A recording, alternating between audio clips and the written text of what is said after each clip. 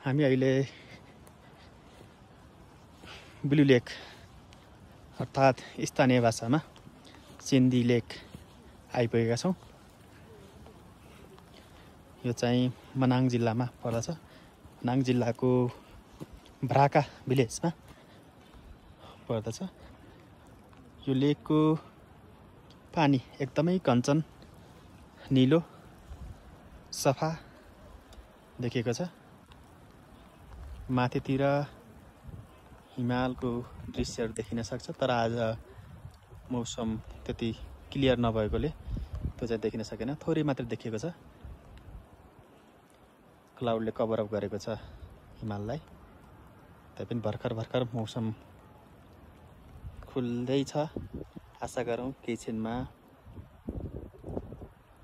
क्लाउडले हिमाललाई अनकभर गर्नेछ र हामीले हिमालको सुन्दर दृश्य हेर्न पाउनेछौँ।